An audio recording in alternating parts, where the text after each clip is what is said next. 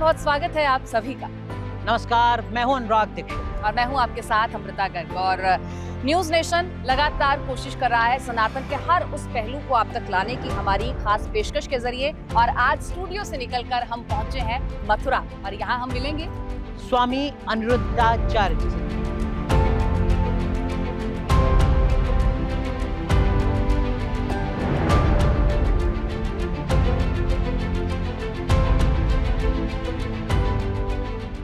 जी, हम वृंदावन में मौजूद हैं और स्वामी अनिरुद्धाचार्य अलग अलग मुद्दों के चलते लगातार चर्चा में रहते हैं। तमाम मुद्दों पर बेबाकी से बात करेंगे और सनातन के काम को कैसे आगे बढ़ा रहे हैं, एक सनातनी के तौर पर, एक संत के तौर पर, एक आचार्य के तौर पर, ये भी उनसे।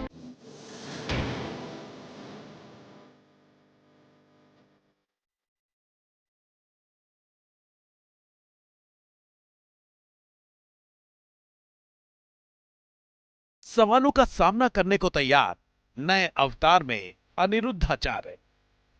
अनिरुद्धाचार्य महाराज एक ऐसे कथावाचक जिन्हें आपने भगवत गीता का ज्ञान देते सुना होगा, उन्हें आपने वेद पुराणों की बातें करते भी सुना होगा। भारत में यही तो विडंबना है, तुम्हें अपनी संस्कृति पर विश्वास नहीं हुआ। भगवान श्री कृष्ण गाय चराते थे, गौ की सेवा करते थे, मां यशोदा गाय की सेवा करती थी। अपने पुराने भारत को भूलकर आज के आधुनिक युग में आज सोच नहीं रखो। मैं कह चुका हूं, फिर दोहरा दूं, सोच नहीं होनी चाहिए पर संस्कार पुराने होने चाहिए। कथा सुनाने वाले अनिरुद्धाचार्य से न्यूज नेशन की टीम ने उनके वायरल वीडियो को लेकर तीखे सवाल किए, जिसका उन्होंने बेबाकी से जवाब दिया। जब महाराष्ट्र से लड़कियों के मॉडर्न ड्रेस या यूं कहें कि छोटे कपड़े पहनने के बारे में पूछा गया तो उनका क्या जवाब था, सुनिए। भाई कपड़े पहने क्यों? जब दिखाने तो फिर पहनो ही, वो भी मत पहनो। जब आपको दिखाने है सब तब मत पहनो ना। और कपड़े पहने हो तो फिर ढकने के लिए पहने हो तो ढको फिर। सवाल ये कि क्या लड़कियां छोटे कपड़े पहनेंगी तो समाज में लफड़े होंगे? अनिरुद्धाचार्य महाराज छोटे कपड़ों को अश्लीलता की श्रेणी में रखते हैं और इसके लिए फिल्मों को भी जिम्मेदार ठहराते हैं। प्यार किया तो डरना क्या? प्यार किया कोई चोरी नहीं की, छुप छुपा है भरना क्या? भाई प्यार किया तो डरना क्या? मतलब किसी से भी प्यार करो। और बॉलीवुड क्या सिखाता? कोई भी लड़की मिल जाए प्यार कर लो। प्यार की जाति नहीं होती, प्यार का मजहब नहीं होता, प्यार का पंथ नहीं होता है सब। फिल्मों से भले ही इस कथावाचक को नफरत हो, लेकिन ये बॉलीवुड स्टार से मिलने या उनके शो में जाने का मौका नहीं छोड़ते हैं। सवाल ये कि अगर अनिरुद्धाचार्य को फिल्मों से इतनी परेशानी है तो वो बिग बॉस के मंच पर क्या कर रहे थे, और क्या फिल्म या बॉलीवुड सितारों के खिलाफ बयान वो सिर्फ पब्लिसिटी पाने के लिए देते हैं? तू हाँ कर या ना कर, तू है मेरी किरण। अब देखो, लड़की की ना हाँ से मतलब है ना से। पकड़ो और उसके साथ जो मन पड़े वो करो। अब तो अनिरुद्धाचार्य की छवि एक ऐसे शख्स की बन गई है जो पहले तो विवादित बयान देते हैं और फिर उस पर सफाई और कई बार तो माफी भी मांगते हैं। यदि मेरे उस बिग बॉस में जाने से किसी सनातनी का दिल दुखा है तो ये बेटा, आपका भाई, आपका दास, हम सारे सनातनियों से क्षमा प्रार्थी हैं। आप जरूर क्षमा कीजिएगा। सवाल ये कि महिलाओं के परिधान से लेकर नौकरी तक, यहाँ तक कि अंतर जातीय विवाह और आधुनिक शिक्षा पद्धति को लेकर जो अनिरुद्धाचार्य का ज्ञान है, क्या उससे भारत महान बन जाएगा, या फिर ऐसे बयान वो सिर्फ विवादों के महाराज बनने के लिए देते हैं? खुद उनकी जुबानी सुनिए। अमृता, सबसे पहला सवाल आप क्या पूछना चाहेंगे? बिल्कुल, क्योंकि अभी अनुराग ने जिक्र किया आचार्य जी कि आप सुर्खियों में रहते हैं, चर्चाओं में रहते हैं। तो इन दिनों हाल फिलहाल में, जैसा कि मैंने कहा कि आप श्रीमद् भागवत की कथा सुनाते हैं, आप अपने भक्तों के मन भाते हैं, लेकिन आजकल आप सोशल मीडिया पर लोगों को बहुत भा रहे हैं। कभी मीम्स की शक्ल में, तो कभी आपके बयानों की शक्ल में, कभी आपके यूट्यूब अकाउंट पर, तो कभी इंस्टाग्राम पर। कोई छाया हुआ है तो वो आपके बयान हैं, आपके बिग बॉस के वीडियोस हैं, आपके वो वीडियोस हैं जब आप लाफ्टर शेफ जाते हैं। तो मैं ये जानना चाहूंगी कि ये टीवी प्रेम अनिरुद्धाचार्य जी का, इसकी परिभाषा क्या है? देखिए, प्रेम तो भगवान से है, परंतु जो जहाँ बुलाता है, जहाँ लगता है कि यहाँ जाके सबको सही बातें कहनी चाहिए, सही बात करनी चाहिए, वहाँ चले जाते हैं। और रहा सोशल मीडिया पे लोगों का प्यार, तो ये तो सब आप सबका आशीर्वाद है और प्यार है कि सब सोशल मीडिया में प्यार करते हैं। जब अच्छे कार्य करते हैं, अच्छी बातें करते हैं, तो निश्चित समाज का प्यार और आशीर्वाद तो मिलना ही मिलना है। मैं बिग बॉस से ही शुरू करूंगा। बिग बॉस में जाने का फैसला सही था या बाद में लगा कि नहीं गलती हो गई? क्योंकि आपने खुद ने बिग बॉस जैसे नहीं, शो बिग की बॉस आलोचना में मैं की थी, गया ही नहीं। आप सलमान खान की आलोचना कर चुके थे, लेकिन उस मंच पर आप नजर आए। जल्दबाजी में लिया गया गलत फैसला था? किसी ने रिक्वेस्ट की थी महाराज जी एक बार आ जाइए, या वो पीआर स्टंट था? मैं बिग बॉस में नहीं गया। मैं पहले भी मना कर चुका था कि मैं बिग बॉस में नहीं जाऊंगा, और मैं बिग बॉस में नहीं गया। बिग बॉस मतलब बिग बॉस के घर पे जाना, 3 महीने के लिए जाना। मुझे वहाँ का ऑफर था कि आप अंदर आएँ, यहाँ पे रहें। तो मैंने कहा कि ये मेरे संस्कारों के खिलाफ है और मैं वहाँ नहीं गया। फिर उन्होंने कहा कि अच्छा एक काम करिए, आप अंदर नहीं आ सकते, तो ऐसा करिए कि 2 घंटे के लिए जो अंदर जा रहे हैं 18 लोग, उनको आशीर्वाद देने आ जाइए, उनको कुछ अच्छी बातें कह दीजिए। तो मैंने मना कर दिया कि मैं वहाँ के लिए भी नहीं आ पाऊंगा, क्योंकि मैंने मना कर दिया है कि मैं टोटली बिग बॉस में नहीं आऊँगा। आप खिलाफ हैं उस शो के? तो मैंने कहा कि मैं नहीं आऊँगा। तो उन्होंने कहा कि आपने तो अंदर आने का मना कर दिया है, कम से कम बाहर इनको आशीर्वाद देने तो आ जाइए। मैंने कहा मैं नहीं आता। कि आप नहीं आएंगे तो फिर समाज यदि संतों से कुछ सीखना चाहेगी, कुछ ज्ञान पाना चाहेगी, तो फिर आप तो आ ही नहीं रहे हैं, फिर ज्ञान देगा कौन, समझाएगा कौन? कल को ये समाज बिगड़ा तो जिम्मेदार कौन होगा? हमने तो आपको बुलाया था, आप आए नहीं। लेकिन तब आपने मुझे वहाँ लगा, क्या ज्ञान दिया? तब मुझे लगा कि वहां जाके मुझे उनको एक सही गाइड देनी चाहिए, सही मार्गदर्शन करना चाहिए। तो मैंने वहां जाकर के, मेरे पास 2 घंटे का टाइम था और उनका शो था लगभग 7-8 घंटे का।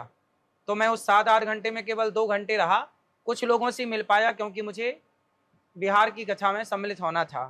तो वहाँ पे जितना मैं समय रहा, मैंने सबको बोला कि आप संस्कारी हैं और संस्कारी काम करिएगा, ऐसा कोई काम मत करिएगा जिससे आप संस्कारहीन कहलाएं। अच्छा आचार्य जी, एक बात बताइए, जिस बॉलीवुड को आप हमेशा नकारते हैं, अभी भी नकारते हैं, जिस बॉलीवुड के विरोध में आप हमेशा बात करते हैं, आप कहते हैं कि वो समाज के पायदान को गिराता है, आप ये हमेशा कहते हैं, तो उसी बॉलीवुड के सुपरस्टार हैं सलमान खान, जिनसे आपने मंच भी साझा किया, जिनसे आप मिले भी, आप मुस्कुराए भी, आपकी बातें भी हुई, और उन्हीं सलमान खान के बारे में आपने ये भी कहा था कि ये लोग रुतबे और रुआब में सड़क पर चलते हुए लोगों को रौंदते चले जाते हैं। तो फिर ये कॉन्ट्राडिक्शन आपके बयानों में भी नजर आती है, कई बार क्रियाओं में भी नजर आती है, उसी को लेकर आप ट्रोल भी होते हैं। देखिए, मैं वहां गया, हनुमान जी लंका गए तो रावण को समझाने गए थे, रावण से दोस्ती करने नहीं गए थे, है ना? हनुमान जी का लंका जाना जरूरी था कि नहीं? भाई लंका नहीं जाएंगे तो पता कैसे लगेगा कि सीता माँ कहाँ है? तो क्या बातचीत हुई? तो हमारे को जाना चाहिए और जाके समझाना चाहिए। तो मैंने समझाया, भगवत गीता दी कि भाई देखो इस रास्ते पर चलो तो तुम्हारा भला होगा। तो मैंने समझाया, हाँ गीता बांट कर आए सब। हाँ, तस्वीरें भी आई थी सामने, मैंने भगवत गीता दी उन्हें और राधे राधे बुलवाया। हमारे यहाँ तो कहते हैं ना कि एक बार पापी व्यक्ति के मुख से एक बार भगवान का नाम निकल जाए तो मुक्त हो जाता है। वो तो अपनी फिल्मों में अक्सर बोलते हैं। तो जो मेरा कर्तव्य था वो मैंने किया और मेरा धर्म है कि मैं सनातन को जन जन तक पहुंचाऊं। तो मुझे लगा बॉलीवुड सनातन से दूर है तो क्यों ना वहां भी जाऊं और वहां भी पहुंचाऊं। पर आपको क्यों लगता है कि बॉलीवुड सनातन से दूर है, या आपको बॉलीवुड से इतनी नफरत क्यों है? आपके कुछ और बयान थे जिसमें आपने कहा कि बॉलीवुड रेप और महिलाओं को छेड़ना सिखाता है, मर्यादा को गिराता है। जो आपके आलोचक हैं वो कहते हैं कि देखिए रेप तो अनादिकाल से, और महिलाओं के साथ जो अनादिकाल से कहाँ रेप हुआ बताइए? ऐसा तो नहीं है कि जब से फिल्में बननी शुरू हुई हैं तब से महिलाओं के खिलाफ? बिल्कुल, जब से फिल्में बनी तब से रेप के सीन आए और रेप होना शुरू हो गया। तो चीरहरण अब देखिए, अब गाने बनते हैं, तू हाँ कर या ना कर, तू है मेरी किरण। अब देखो, लड़की की ना हाँ से मतलब है ना से, पकड़ो और उसके साथ जो मन पड़े वो करो। एक गाना ऐसा हो सकता है बन गया। अरे जीना अगर जरूरी है तो पीना बहुत जरूरी है। मुझे पीने का शौक नहीं, पीता हूँ गम भुलाने को। दाने दाने में केसर कदम, सब क्या है? बॉलीवुड क्या कर रहा है? शराब बेच रहा है, गुटखा बेच रहा है। आज भारत में सबसे बड़ी समस्या क्या खड़ी हो गई जानते हैं? जितने युवा हैं सब सट्टा खेलने लग गए, जुआ खेलने लग गए। ऐप डाउनलोड कर लेते हैं, सट्टा जुआ का जो भी होता हो, और वो सारे जंगली रमी डाउनलोड कौन करा रहा? बॉलीवुड करा रहा है। और सारे बच्चे लाखों बाप के पैसे को, माँ के पैसे को बर्बाद किए जा रहे हैं। आप न्यूज वालों को इस पे एक्शन लेना चाहिए। और जितना भी ये ऐप डाउनलोड करने का ये सुपरस्टार प्रचार कर रहे हैं, इसके बिल्कुल विरोध करना चाहिए। जी, जो आलोचक है वो कहते हैं इसी संदर्भ में कि भाई चौसर, जुआ, शतरंज ये तो सब पहले की चीजें हैं। भाई पहले की चीजें हैं तो आज इस तरह से प्रमोट क्यों करो? प्रमोट किसने किया? भाई चीजें तो पहले से हैं। भाई सांप तो पहले से है जहरीला, पर इसका मतलब ये थोड़ी कि हम आपके भोजन में सांप का जहर परोस दें। लेकिन भाई जो जहरीला है इसका मतलब ये नहीं कि आप पहले से थी तो आप परोसने लग जाइए। भाई आप इतने बड़े बॉलीवुड के सुपरस्टार हैं, मतलब और आप कह रहे हैं जुआ खेलें तो ठीक, हाँ? पांडव कौरवों के बीच में जुआ हो तो ठीक, और लेकिन अगर बॉलीवुड स्टार कोई प्रमोट कर रहा है तो वो नहीं। तो पांडवों ने जुआ को प्रमोट किया था। आप उसके पीछे की पूरी कहानी जानते हैं कि केवल एक बात लेके बैठे हैं? क्यों खेला था पांडवों ने जुआ, आप बताइए। नहीं, मुझे जानकारी नहीं, इसलिए पूरी जानकारी जुटाना चाहिए। और ये आरोप लगाना बिल्कुल गलत है। आप लोग शास्त्रों को आरोप लगा देते हैं, पढ़ते लिखते तो है नहीं शास्त्रों को। आचार्य जी वही तो आपसे नहीं पूछने है, आए आप ना। केवल आरोप। मैं बता रहा हूं जी, हुआ क्या था। उस समय धृतराष्ट्र षड्यंत्र कर रहे थे। अब पांडवों को तो लाक्षागृह में बंद करके आग लगाई है ना। तो आग लगाई तो क्या पांडवों की इच्छा थोड़ी थी कि भाई आप हमें जला दो? षड्यंत्र था। ऐसे जुआ भी कौरवों ने एक षड्यंत्र के तहत पांडवों को जुआ के खेल में फंसाया, जैसे आज का बॉलीवुड एक षड्यंत्र के तहत बच्चों को जुआ में फंसा रहा है। तो जो षड्यंत्र धृतराष्ट्र ने किया, क्या वही षड्यंत्र आज बॉलीवुड कर रहा है? एक और आपका बयान था जिसपे बहुत ज्यादा चर्चा हुई, इसमें आपने कहा कि कलयुग का जो प्रेम है वो प्रेम नहीं हवस बन गया है। ये आप ही का बयान था। क्या इसके पीछे की सोच आपको लगती है कि आज जितने अभी आपको दिल्ली में इसके पीछे भी फिल्में नजर आती हैं आपको? अभी दिल्ली में एक लड़की की घटना हुई, अभी करवा चौथ की घटना आपने टीवियों पे दिखाया, मैंने भी देखा, टीवी पे देखा। एक लड़की थी, उसने एक लड़के से प्यार किया और लड़के का नाम राजू था, लेकिन बाद में पता चला उसका नाम सलीम था या कुछ और था। और वो लड़की ने प्यार किया, लड़के ले गए उसके साथ, जो भी किया हो, दुराचार तो किया ही होगा, और उसको फिर गड़ा दिया। करवा चौथ की घटना है ये, अभी की टीवी पे मैंने देखी है। क्या है ये? क्यों हो रही है ये घटनाएं? कौन कर रहा है ये? क्या समाज का ये जो दोष है इसका जिम्मेदार कौन है? बच्चों की परवरिश भी है। समाज में आज जो बॉलीवुड दिखाता है कहीं ना कहीं वो भी जिम्मेदार है। आजकल जो आपके मोबाइलों पे गंदी गंदी फिल्में हैं, गंदी गंदी चीजें हैं, सरकार को ने सब में बैन लगाना चाहिए, क्योंकि ये सब गंदगी देख के दिमाग में गंदगी भरी है और वो गंदे काम करते हैं। ठीक है, लेकिन उसकी एक और थ्योरी भी है। कुछ लोग कहते हैं कि उसका फिल्मों से कोई लेना देना नहीं है, वो एक सोची समझी सोच है जिसको कुछ लोग लव जिहाद का नाम देते हैं। तो कहां से आई वो सोच? लव जिहाद की सोच कहां से आई? बॉलीवुड ने दिया? कहां से आई? उसमें क्या कहते हैं? प्यार किया तो डरना क्या? प्यार किया कोई चोरी नहीं की, छुप छुप आहें भरना क्या? भाई प्यार किया तो डरना क्या? मतलब किसी से भी प्यार करो। और बॉलीवुड क्या सिखाता? कोई भी लड़की मिल जाए प्यार कर लो, प्यार की जाति नहीं होती, प्यार का मजहब नहीं होता, प्यार का पंथ नहीं होता है, सब सिखाया जाता है। प्यार की जाति, प्यार का मजहब होना चाहिए। किया तो था उस लड़की ने प्यार, करवा चौथ के दिन क्यों मार दिया? फिर किया तो था लड़कियों ने प्यार, फिर क्यों टुकड़े कर दिए? 35 दिल्ली की घटना आप तो न्यूज वाले सब जानते हैं। तो क्या ये सिर्फ मजहब के डिफरेंशिएशन होते हैं तभी होता है? भाई प्यार क्या अन्य परिवारों में नहीं होता है जो सिर्फ एक ही समाज से आते हैं? प्यार माँ बाप से कर लो और जहां विवाह हो वहां करो। सबसे प्यार क्यों बांटना है? सबसे आपका ज्यादा उमड़ रहा है तो बलात्कार भी हो रहा है। इस बात का जवाब नहीं दिया कि प्यार क्या जाति मजहब और इन सब में बटा होता है? प्यार सबसे नहीं होता। प्यार किससे होना चाहिए? क्या आप क्या राम का प्यार रावण जैसी विचारधारा से हो सकता है? राम का प्यार रावण जैसी विचारधारा से नहीं हो सकता। यदि हो सकता तो राम मारते क्यों? प्यार तो मनुष्य से करता है और मनुष्य का जाति धर्म भगवान तो डिसाइड नहीं करता है। फिर टुकड़े क्यों होते हैं लड़कियों के? जब प्यार किया था तो फिर प्यार का आधार जाति नहीं होना चाहिए? प्यार का आधार जाति तो नहीं होना चाहिए या कोई डिफरेंशिएशन तो नहीं होना चाहिए? भाई हमारे यहाँ विधान है कि आपका विवाह कहाँ हो कहाँ ना हो, इस पर विचार करते हैं ना बुजुर्ग लोग। तो कहाँ विवाह हो कहाँ ना हो, वही तो है कि कहाँ प्यार हो कहाँ प्यार ना हो, वही तो विचार है। इसी से जुड़ा आपका एक और बयान था जिसमें आपने कहा कि दलितों और अंतर जातीय जो विवाह है वो नहीं होना चाहिए। आपने उसको लेकर एक ना कुछ ना तर्क ऐसा नहीं दिया बोला, था। आप उल्टा आप बोल रहे करेक्ट हैं। कर दीजिएगा, ना। आपने कुछ शेर वेर को लेकर कुछ दलील दी थी, आपने क्या ये वो बयान था? प्रश्न ही गलत किया है पहले तो। ऐसी दलित और जातवाद को मैं बिल्कुल बढ़ावा इस अच्छी तरह बात से मैं नहीं मानता। देखिए गौरी गोपाल में सब माताएं हैं ठीक बात, हमने देखा। और सब जातियों की माएँ हैं, मैं सबके पांव दबाता हूँ, ब्राह्मण क्षत्रिय वैश्य शूद्र, बिल्कुल। और यहाँ रसोई चलती है, सबके लिए दरवाजे खुले हैं। मैं कोई जातवाद, फिर क्या था वो बयान एग्जैक्टली?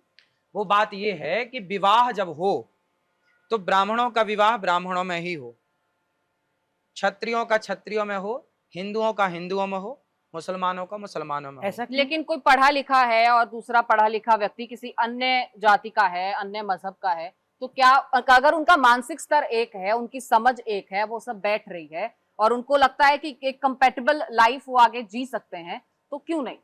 शास्त्र कहते हैं कि जो संतान होगी फिर आपकी, वो वर्ण संकरी कहलाएगी।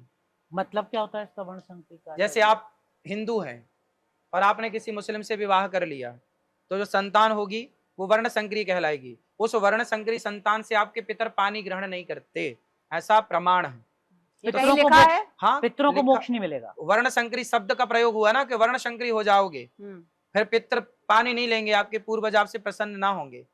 इसलिए सब चीजें देख के कार्य करना चाहिए, सब विधान है। एक पापा शब्द को लेकर आपकी आपत्ति है, आपने पापा को पाप से जोड़ दिया है। ऐसा क्यों करते? मतलब कनेक्ट कर पाए आप अपनी बातों को बेहतर तरीके से भक्तों के साथ, दर्शकों के साथ, ये सोच रहती है या क्या उसके पीछे की वजह है? आप जानते हैं पापा शब्द का अर्थ क्या होता है? इसलिए बोलते हैं संस्कृत पढ़िए। मैं काली की शिक्षा पढ़ेंगे तो पापा को नहीं समझ पाएंगे। मैं काली की शिक्षा से आप सोचिए पापा का अर्थ नहीं समझ पाए, ये है मैं काली की शिक्षा। एक चौपाई बोल रहा हूं, आप अर्थ करिएगा।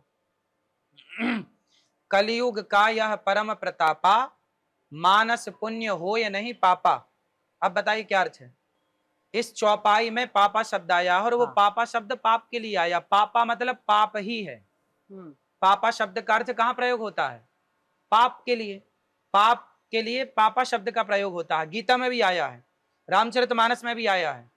तो पापा जहां शब्द आया है वहां पाप के लिए प्रयोग हुआ है। तो भाई ये तुम्हारा बाप है, पाप थोड़ी है। आपको क्यों डैडी और पापा कहना है? जो आपके आलोचक है वो कहते हैं कि देखिए अनिरुद्धाचार्य जी कुछ भी बयान दे देते हैं और कहते हैं कि फिर शास्त्रों में लिखा हुआ है। जैसे मैं भी आपको गीता में श्लोक दिखा दूंगा। गोबर के संदर्भ में आपने बयान दिया कि गोबर का इस्तेमाल करना चाहिए, आपसे पूछा, आपने कहा नहीं ये तो शास्त्रों में लिखा हुआ है। कहीं वास्तव में लिखा हुआ है? मैंने बताया ना कि भरत जी गौमूत्र से पका हुआ दलिया खाते थे। अब जब भरत जी, राम के भाई भरत जी 14 साल यही खाए हैं, लिखा मैं आपको ऑन रिकॉर्ड दिखा सकता हूं।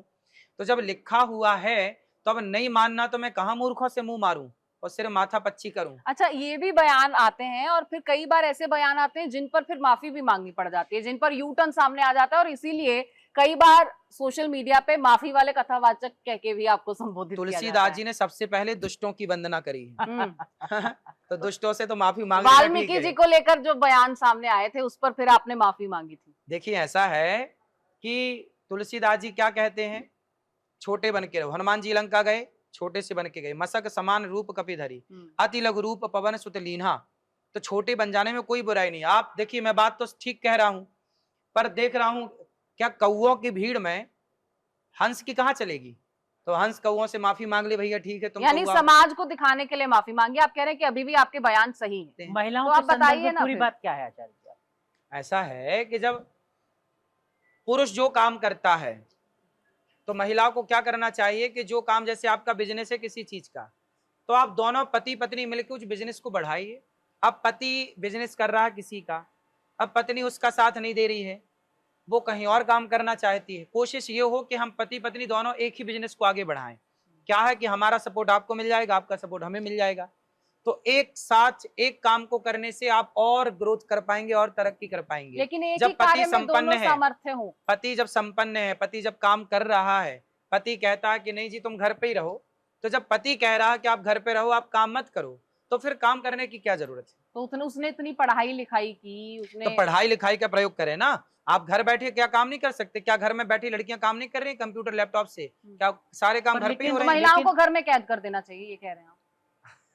घर में बैठ के काम क्यों करेंगी जब समाज में वो तो समाज जाओ को बाहर face कर करो सकते काम, जाओ करो। आपको महिलाओं का मॉडर्न ड्रेस पहनना भी पसंद नहीं? नहीं मॉडर्न ड्रेस नहीं, ये ड्रेस अच्छी मेरे है, पहरावे ये तो में तो सलवार कोई सूट दिक्कत नहीं। अच्छी है। ये तो सलवार सूट, हाँ तो ऐसी पहनना चाहिए। मॉडर्न और ड्रेस। अगर मैंने अब इतने इतने ब्लेजर से पहना कपड़े होगा- पहन लेते हैं, उसमें क्या ढकता है?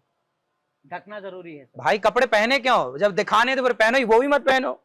जब आपको दिखाने ही है सब तब मत पहनो ना। और कपड़े पहने हो तो फिर ढकने के लिए पहने हो तो ढको, फिर जैसे बहन ने पहने तो वो तो अच्छे फिर तालिबान राज वाली सोच आ गई ना। तालिबान, वाह, मतलब आप हाँ। चाहते हैं कि लड़कियां नंगी घूमे? नहीं पूरा सिर ढक के आप जैसी विचारधारा के लोग ही चाहते हैं कि आप रहो कम कर, हम देखेंगे। चाह रहा हूं कि जैसे वो नहीं तो तालिबान फिर के दौर बुर्का में तो हम मुझे लगता है देखते इससे थे भी सही है, उसमें कि तो पूरा महिलाएं- ढका आपने है ना। ठीक पहना है, मैंने आपकी बात कर दी ना, आप ठीक पहन अगर रहे ये हैं। स्कर्ट पहन कर आती तो अब स्कर्ट क्या होता पहले ये समझाओ। जो आपने बताया अभी यहाँ तक अच्छा, तो फिर समाज में पता है ना, आपको, आप पूछ रहे हैं मुझसे। समाज में आप जैसे कुछ लोग हैं जो देखना चाहते हैं, हाँ नहीं, भाई मैं तो दिखाओ। आपसे जानना चाह रहा हूं आपका क्या भाव रहता है अगर ये नारियों को ना कुछ पुरुषों ने भड़का दिया कि आप ना थोड़े कम कपड़े पहनो, और नारियां हैं भोली। जब आप ये कह रहे अच्छा, हैं तो फिर नारियों आप का अपना सीधी- विवेक नहीं है, आप अपनी महिलाओं को समझ आप नहीं विवेक है। नहीं बता रहे हैं। अरे खुद की समझ होती यदि एक तो और आप विवाद में फंस रहे हैं आप। आप यदि आप कह रहे हैं महिलाएं विवेकहीन है। अरे यार अपने से कुछ भी बोल दो। आपने कहा नारियों को वर्गला दिया गया, उनको भड़का दिया गया। भाई पहले कपड़े उतारे जाते थे तो महाभारत होता था, आज हम पहनने का कह रहे हैं तो आप महाभारत करने को तैयार हैं। मैं अपने हक की बात कर रही हूँ। मुझे तो जो हक क्या पसंद- चाहते हो? निर्वस्त्र होकर घूमना है आपको? आपका हक ये है कि आपको कोई कपड़े नहीं पहने, मत पहनो, हमें क्या दिक्कत है? उतार दो सारे।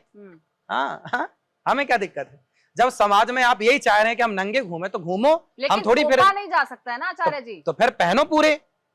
पहन तो रहे हैं, हाँ ठीक लेकिन तो है। कोई ये नहीं कह सकता कि ये पहनो। मुझे इस बात से आपत्ति है कि कोई मुझे ये नहीं कह सकता कि ये पहनो या ये पहनो। वो कह रहे हैं कंपल्शन नहीं है, उनका हाँ। सुझाव है, उनको ऐसा लगता है। देखो मेरा भी सुझाव है हाँ। आपके लिए कि आप अच्छे कपड़े पहनिए। कपड़े पहने क्यों जाते हैं आप उत्तर दीजिए। अच्छे की परिभाषा क्या है स्वामी? पहले मेरे प्रश्न का उत्तर दीजिए, कपड़े क्यों पहने हम तो जाते हैं? प्रश्न पूछने आए हैं ना ना ना ना ना, पहले मेरे प्रश्न का उत्तर दीजिए, कपड़े क्यों पहने जाते हैं? शरीर दिखाने या शरीर ढकने? उत्तर दो आप। कपड़े पहने जाते हैं जो आपको पसंद हो, कपड़े जो पहने आपके जाते हैं। ऊपर जचे।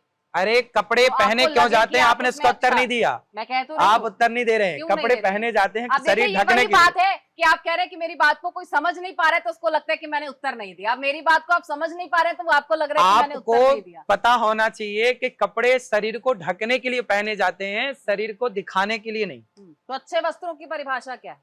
जो आप पहने ये परिभाषा है। यही परिभाषा है। तो इन्हीं कपड़ों में औरत को रहना चाहिए। सही है। पर लेकिन ये जो एक दो चीजें और जो बीच बीच में आपके बयान जिस पे आप चर्चा में रहते, सोशल मीडिया में बहुत ज्यादा आप ट्रेंडिंग रहते हैं, जैसे वो एप्पल की कहानी, शादी हो गई है, एक ही पति है, ये अचानक से अनायास निकल जाता है भावावेश में, या क्या कहीं कुछ लगता है बाद में कि यार ये तो कुछ गड़बड़ हो गई? पूरी बात ना सुनने का ये परिणाम है जो आप पूछ रहे हैं। अच्छा, एक आप लोग देख रहे होंगे लगातार एक जो पाखंड और इस तरीके का आडंबर कर रहे हैं, अलग अलग धर्म से जुड़े, चाहे वो मौलाना हो, पास्टर हो। देखिए हमारे सनातन में ना धर्म की बातें हों, अच्छी चर्चाएं हों, पर पाखंड ना हो। पाखंड से सनातन को बहुत बड़ा खतरा है। जितना खतरा हमारे देश को आतंकवादियों से है, या जितना खतरा उस जमाने में मुगलों से था, अंग्रेजों से था, उतना ही खतरा पाखंड से है। इसलिए हम आज के आधुनिक युग में, आज के साइंस के युग में, हम कभी पाखंड को प्रमोट ना करें और पाखंड का साथ ना दें। जो यथार्थ है, जो सच्चाई है, वो आगे बढ़े। और भगवान की भक्ति सबसे उत्तम है। भगवान राम, जब लक्ष्मण जी को शक्ति लगी तो लक्ष्मण जी के लिए भी संजीवनी बूटी लाई गई। तो आयुर्वेद को प्रमोट किया जाए, आयुर्वेद की वो बातें की जाएं जो न्याय संगत हैं, जो यथार्थ हैं, उन बातों पे अमल किया जाए। और जो शास्त्र कहते हैं, भगवत गीता कहती है, वेद कहते हैं, पुराण कहते हैं, उन बातों को आगे बढ़ाना चाहिए। मनमाना आचरण बिल्कुल ना हो सनातन में। ऐसा ना हो कि जी मैं तुम्हें भस्म कर दूंगा, तुम्हें ये कर दूंगा, तुम्हें वो कर दूंगा। ये पाखंड से हम सबको सदा दूर रहना चाहिए। जो बाकी अलग अलग धर्म के भी जो लोग हैं, कोई पास्टर है, कोई हाथ रखते लोगों को उछाल रहा है, उनके खिलाफ चला रहे हैं। जो न्यूज नेशन की मुहिम है, इसको आप कैसे? अच्छा है, न्यूज नेशन की मुहिम बहुत अच्छी है। पाखंड को समाप्त करना ही चाहिए और ये सबको कार्य करना चाहिए। और पाखंड से सबको, आम जनमानस को बचना चाहिए। पाखंड नहीं, सच्चा प्रेम हो भगवान के प्रति, सच्ची श्रद्धा हो, सच्ची निष्ठा हो, सच्ची राह पर चलें आप, सच्ची राह पर चले हम। पाखंड से बचें आप, पाखंड से बचें हम।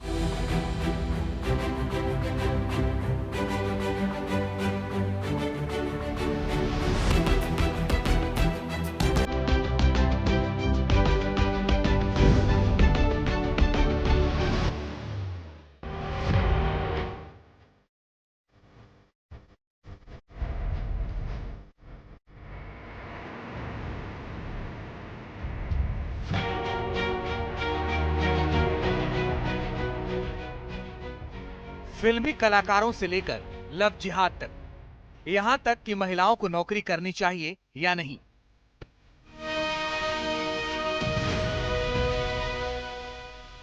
क्यों महिलाओं को छोटे कपड़ों से परहेज करना चाहिए, इस पर आपने अनिरुद्धाचार्य महाराज की राय सुनी।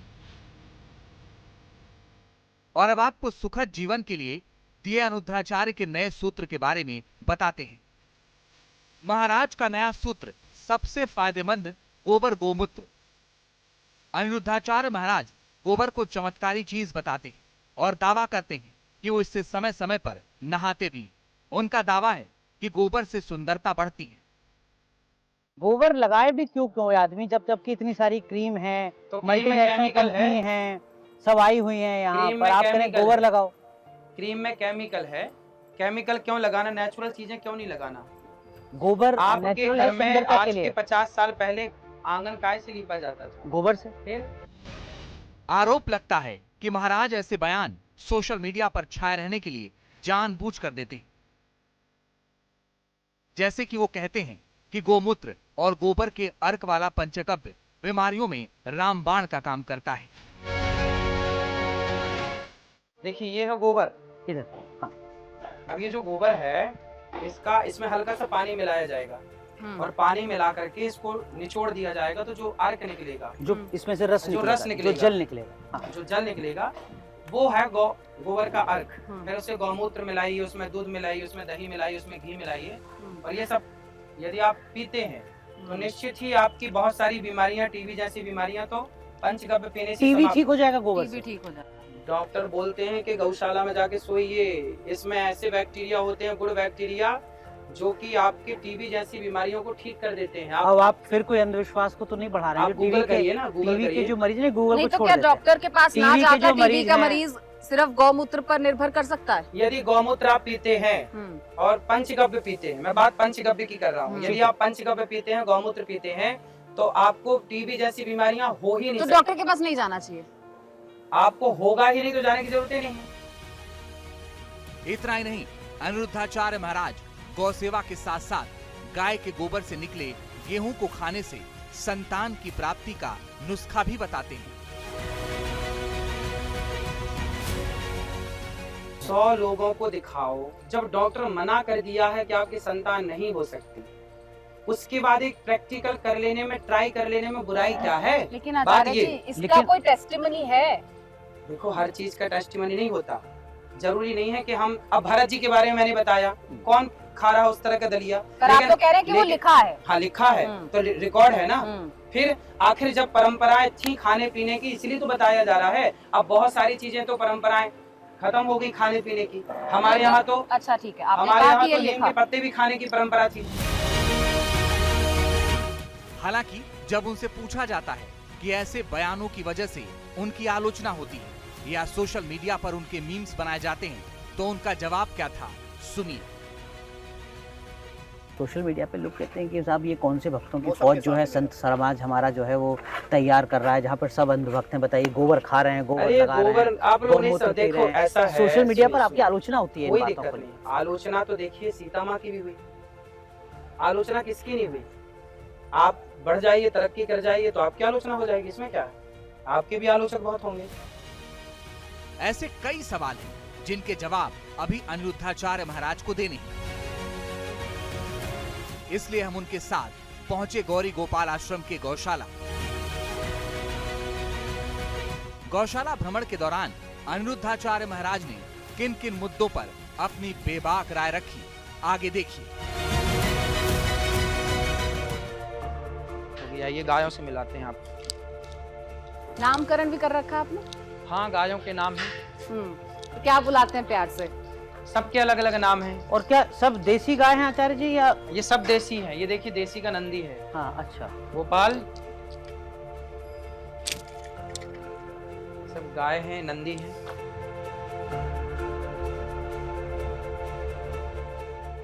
श्यामा, श्यामा आ जाओ। आ देखो श्यामा को बुलाए, वो आने लग गई।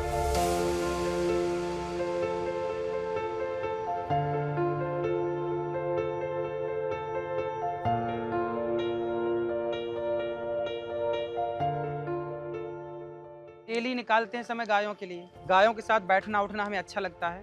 कितनी गाय हैं महाराज जी इस वक्त आचार्य जी आश्रम में? 400 से अधिक हैं। 400 से ज्यादा। नंदी भी है इसमें। हाँ, नंदी भी है। तो ये सब गाय अलग अलग राज्यों की जो अलग अलग ब्रीड हैं, देसी, ये गिर गाय है। ये गिर गाय है। गिर गाय। सारी तो गिर गाय नहीं है मुझे लगता है। हाँ, देसी गाय, ये सब देसी गाय जो वेद लक्षणा भारतीय गाय है ना। मैं कहता हूँ कि जिन गायों का गौमूत्र पीना चाहिए और जिनका गोबर विशेष है वो यही गाय हैं। जर्सी गाय का गौमूत्र, जर्सी तो गाय ही नहीं है। जर्सी गाय नहीं है? गाय नहीं, वो तो उसको अलग श्रेणी में रखा गया है। तो फिर उसे सुअर क्या से मानते क्रॉस हैं? है ना वो। अच्छा, तो सुअर से क्रॉस कराया गया। उसे जो गाय के तौर पर पूज रहे हैं वो ना पूजें। वो गाय है ही नहीं। गाय की पहचान ये है, ये देखिए।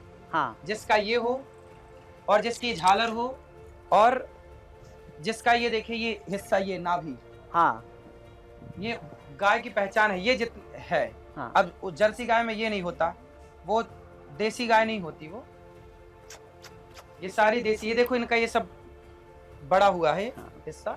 अच्छा, ये जो आप आचार्य जी गौमूत्र की बात करते हैं या गोबर की बात करते हैं, इसको कुछ रिफाइन करने के बाद ग्रहण करना चाहिए? फिर वो आपका बयान एक विवादित जो है वो हाँ। चर्चा में आ जाता है, जिसमें आचार्य जी कह रहे हैं कि गोबर लगाओगे तो सुंदर हो जाओगे। बिल्कुल हो जाओगे। गोबर से कैसे सुंदर हो जाएगा कोई आचार्य जी? क्यों नहीं हो सकते? आप लगा के देखिए ना। नहीं, इसको आप कुछ रिफाइन करके यूज करने के लिए बोलते हैं, जो जैसा वो मिलता है वैसा ही देखिए, रॉ? गाय का ताजा गोबर जो है ना, हम्म। हमारे यहाँ पंचगव्य पीने की परंपरा रही है। जी। गाय की 5 चीजों को मिला के पंचगव्य बनता है। हम्म। गाय का दूध, दही और गाय का घी और गाय का गौमूत्र और गोबर का अर्घ। ये पुरानी परंपरा है। जब तक इसको ना पियेंगे आप यज्ञ करने के अधिकारी नहीं होंगे। पंचगव्य पीने की पुरानी परंपरा। मतलब वो जो तो- भी यज्ञ करता है वो गाय का गोबर पंचगव्य, पंचगव्य उसे करता है। पंचगव्य कहते हैं। पंचगव्य। पंचगव्य पी के ही आप शुद्ध होते हैं, यज्ञ करने के अधिकारी बनते हैं। पर लेकिन लोग कहते हैं, क्या गौमूत्र कर रहे हैं महाराज जी, अब आचार्य जी तो देखिए, गोबर खिलवा दे रहे हैं। अब लोग तो पॉटी गोबर पी रहे लगवा हैं दे ना, रहे हैं। कॉफी पी रहे हैं बिल्ली की, तो उससे ऐतराज नहीं है। गायों से दिक्कत समस्या ये है, ऐसे लोगों को मिर्ची का धुआं देना चाहिए। तो ये ऐसे क्या लोग रॉ कहते हैं। फॉर्म जैसा आपको मिलता है, जैसा गाय का गोबर होगा रॉ फॉर्म में, हाँ। क्या वैसे ही खाया जा सकता है? गोबर खाना थोड़ी है। आप तो आप क्या कहते हैं? आप तो यही तो लोग कहते हैं, आपका तो यही इल्जाम है कि आप गोबर खिला देते वही हैं। तो कह रहे हैं कि लोग समझते नहीं ना बात को पूरी। हम्म। गोबर खाने का नहीं कह रहे हैं। तो क्या कह रहे हैं? गोबर का रस 5 चीजों में मिलाओ, हम्म। पंचगव्य बनाओ, फिर पियो। हम्म। अब उस बात को समझने की बुद्धि नहीं है तो तो क्या उसका माथा उसकी मारे? प्रक्रिया आचार्य जी जरा समझाइए कि वो अर्क कैसे प्राप्त किया जाएगा। अभी मैं आपको बताऊंगा।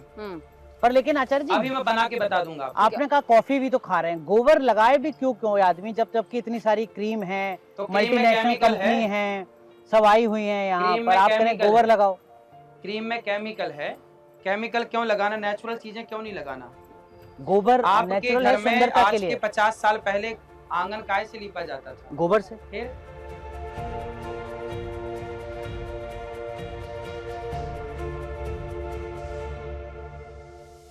गोबर गाल पे क्यों लगाना? गाल पे आचार्य? कैसे लगा सकते हैं? सब लगा सकते हैं। मैं आपको लगा के बताऊं कैसे लगा सकते आप हैं? लगा के दिखा दीजिए। आप लगाइए, लगाइए। नहीं, मैं तो अपने लगा लूंगा, लेकिन मुझे तो मैं लगाना नहाने नहीं के है। टाइम पे आप आते तो मैं नहा के बताऊंगा। आप रोज लगाते हैं गोबर? जब जब विशेष कोई पर्व हो ना तो नहा लेना चाहिए पूरा। तो मतलब अब जैसे आचार्य चमड़ी जी का जो दोष है वो समाप्त हो जाता है। आप जब स्नान करेंगे तो गोबर लगा के स्नान करेंगे? अभी देखिए हमारे यहाँ गोवर्धन पूजा होगी, हाँ, तो गाय के गोबर के ही तो गोवर्धन बनाए जाते हैं। बिल्कुल बनेंगे।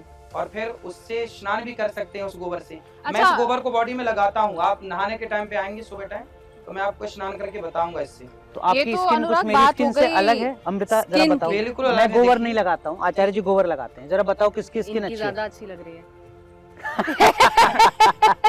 आचार्य जी, अच्छा एक बात बताइए, आप कह रहे हैं कि इंटरनल हीलिंग की बात कर रहे हैं, आप एक्सटर्नल हीलिंग की स्किन की बात कर रहे हैं, लेकिन मैंने ये भी सुना है कि आप कहते हैं कि जो अनाज है गोबर से निकालकर अगर आप खाएंगे तो उससे कंसीव करने में आसानी होती है।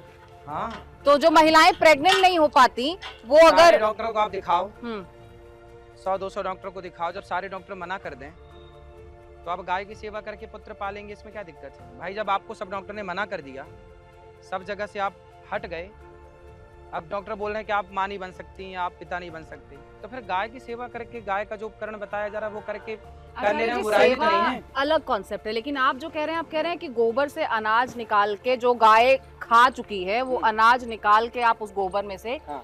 उस गोबर अनाज की रोटी बनाइए, उसको पीसिए, उसको ग्रहण कीजिए। ये आपको लगता है कि ये लेकिन Practical मेडिकल है। साइंस के दौर में, प्रैक्टिकल, अच्छा साइंस। लेकिन मेडिकल साइंस के दौर में अच्छा, उस अनाज से बच्चा जब पैदा बिल्ली होने को का क्या कॉफी के connection? दाने खिला के बिल्ली के पॉटी से कॉफी निकाल के उसको पीने में जब साइंस नहीं दहाड़ मार रहा है, तो फिर गाय के गोबर से निकला हुआ जो गेहूं या जौ है उसकी रोटी बनाने में दिक्कत क्या है? लेकिन वो उससे तो कोई कॉफी- कंसीव नहीं कर कॉफी- पा रहा है कॉफी ना, स्वाद- इससे आप कह रहे हैं कि कंसीव कर लेगा कोई भी कॉफी महिला, तो कोई स्वाद conceive के लिए कर सकती डॉक्टर ने तो मना कर दिया कि नहीं हो पाएगा, है।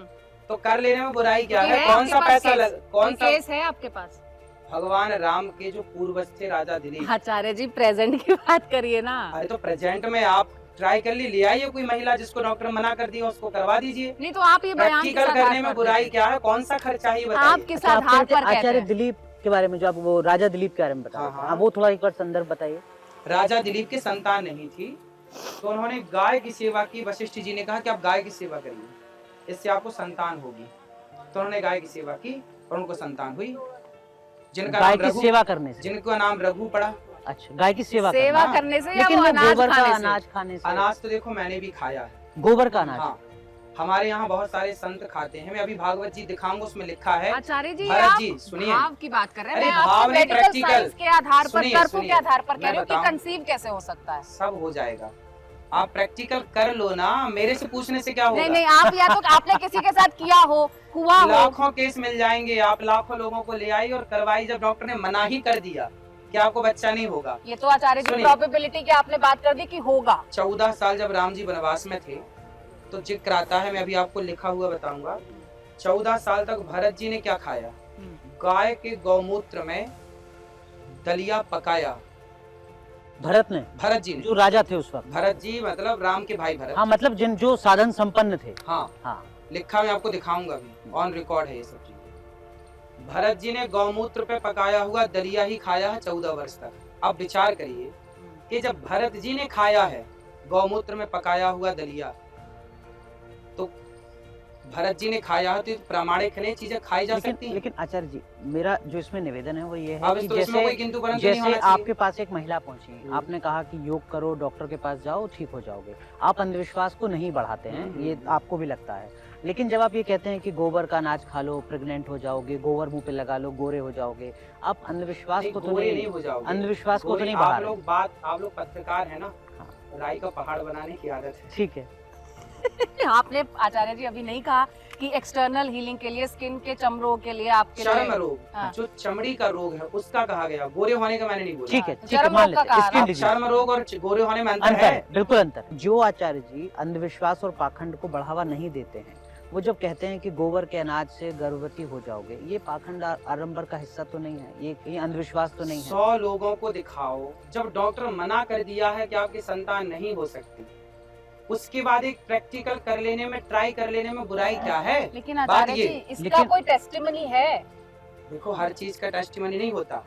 जरूरी नहीं है कि हम, अब भरत जी के बारे में मैंने बताया, कौन खा रहा है उस तरह का दलिया? पर आप तो कह रहे हैं कि वो लेकिन- लिखा है। हाँ लिखा है, हम्म। तो रिकॉर्ड है ना। हम्म। फिर आखिर जब परंपराएं थी खाने पीने की, इसलिए तो बताया जा रहा है। अब बहुत सारी चीजें तो परंपराएं खत्म हो गई खाने पीने की। हमारे यहाँ तो, अच्छा ठीक है, आपने हमारे कहा यहाँ कि ये तो नीम लिखा, के पत्ते भी खाने की परंपरा थी। वो आचार्य जी लेकिन वो मुझे एक ठीक है। चीज बताइए, आप अगर अपने भक्तों से कहें कि ये गोबर के बीज का अनाज है, इसको खाओ, आज के भंडारे में हम तुम्हें ये खिलाएंगे, गोबर के बीज से निकला हुआ अनाज, या ये गौमूत्र आज भंडारे में हम तुम्हें ये पिलाएंगे, आपको लगता है कि जो सनातनी भी है, जो आपका भक्त है, वो भी इच्छा से, सहृदय इन सब चीजों को स्वीकारना चाहेगा? बिल्कुल स्वीकार करते हैं, बिल्कुल करेंगे। मैं खुद पंचगव्य पीता हूँ, मैं खुद पीता हूँ। अभी मैं आपको पंचगव्य पिलाऊंगा, ठीक है? अच्छा आप कह रहे हैं कि नहीं, मेरे मन में गौमूत्र- संकोच है, मैं तो थोड़ा डरा हुआ हूँ, मुझे मत डराइएगा। लेकिन आप पीते हैं, यही हमारे लिए बड़ी बात है। मैं ये जानना चाह रहा हूँ कि क्या उतनी सहजता है समाज में, सनातनियों बिल्कुल में? सहजता है भैया, बिल्कुल सहजता है। आप सनातन को जान ही नहीं पाए अभी तक। सोशल मीडिया पे लोग कहते हैं कि साहब ये कौन से भक्तों की फौज जो है संत समाज हमारा जो है वो तैयार कर रहा है, जहाँ पर सब अंधभक्त हैं। बताइए, गोबर खा रहे हैं, गोबर अरे लगा रहे गोबर हैं, आप लोग नहीं गौमूत्र सब पी देखो, रहे हैं। ऐसा है। सोशल मीडिया पर सुनिए, आपकी आलोचना होती है इन कोई बातों दिक्कत को नहीं। लेकर। आलोचना तो देखिए सीता माँ की भी हुई, आलोचना किसकी नहीं हुई? आप बढ़ जाइए, तरक्की कर जाइए, तो आपकी आलोचना हो जाएगी, इसमें क्या है? आपके भी आलोचक बहुत होंगे।